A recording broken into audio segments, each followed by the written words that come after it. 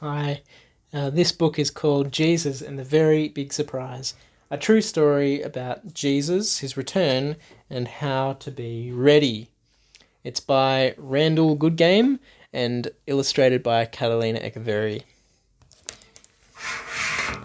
Now, let's begin the story about some surprises. Now, Jesus always surprises everybody. Even though he is the maker of all the planets and galaxies in the universe, surprise! He came to Earth as a little baby. And even though he's the king of kings, he wasn't born in a big, beautiful palace. Instead, surprise! He was born in a little stable where smelly animals lived. Now, when Jesus grew up and started preaching and teaching, he surprised people all the time. One of his very favourite ways to surprise people was by telling them stories about what God is really like. Some people thought that God was always angry. Some people thought God was a trickster who liked to make bad things happen. And some people thought that God didn't care about them at all. But of course, Jesus knew exactly what God was like. So he told a story about God's love in a way that would surprise everybody, even you. So the story within this story is called The Servants Who Waited by Jesus of Nazareth. This is a story Jesus told.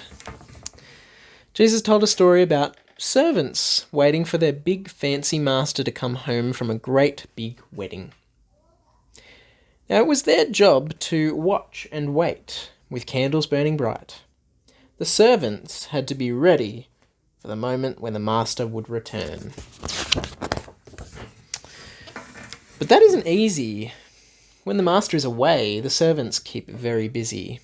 There are dishes to wash, animals to feed, and clothes to clean, and pipe organs to polish.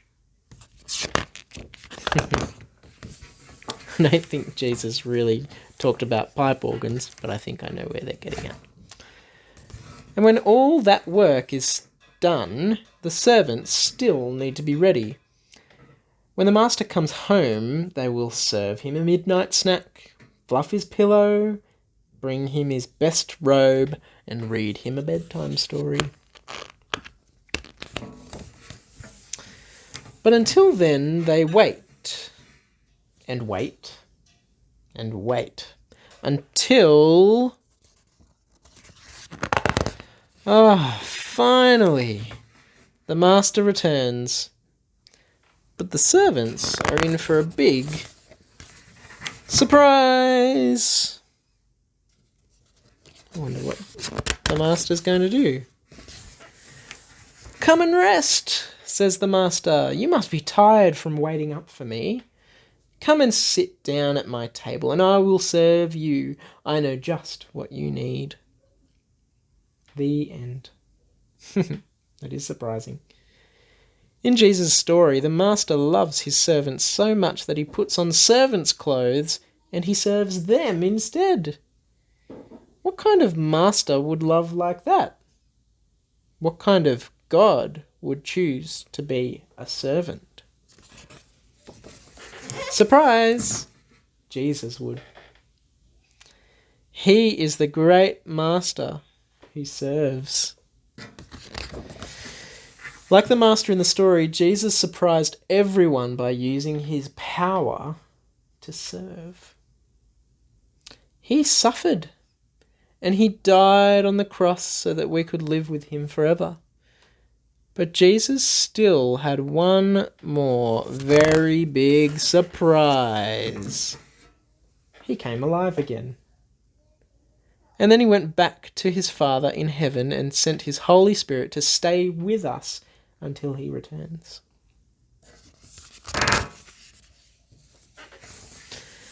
No one knows the day or hour when Jesus will return. It could be any minute. And just like the servants in his story, we have plenty to do while we wait. There are hungry people to serve. There are lonely people to care for. There are friends to share with and enemies to forgive. And it all begins with loving Jesus, the great master who serves. I love this picture. He knows what we need because he is what we need. So get ready, the master is coming. I love this picture because it's Jesus after he's risen from the dead. He's preparing a table for us, preparing a place for us in heaven. How do we know about Jesus' return? The story, or parable, that Jesus told about the master and his servants, and what Jesus told his disciples about how to wait for him to come back, was written down for us by Luke, who had met and interviewed a lot of people who knew Jesus in the New Testament part of the Bible. You'll find it in Luke chapter 12. Jesus wanted his disciples and us to be ready, because he is coming at an hour that you do not expect. Jesus spoke a lot about his return, what it would look like, and how to wait for it. Here are a few other passages which give us more details.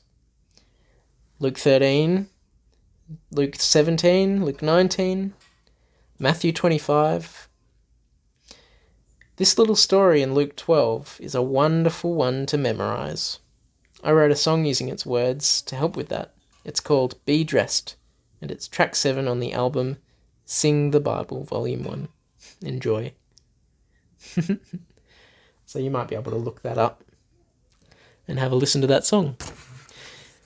Now, this book is a part of the Tales That Tell the Truth series by the goodbookcompany.com.au, where you can buy all of these books. They're wonderful books to have to grow your family to know Jesus. And online there's also free activities that go along with each book that you can download from their website. And you can actually buy little activity books that go along with the books as well. All right. I will see you in the next story. See you later. Surprise. Bye.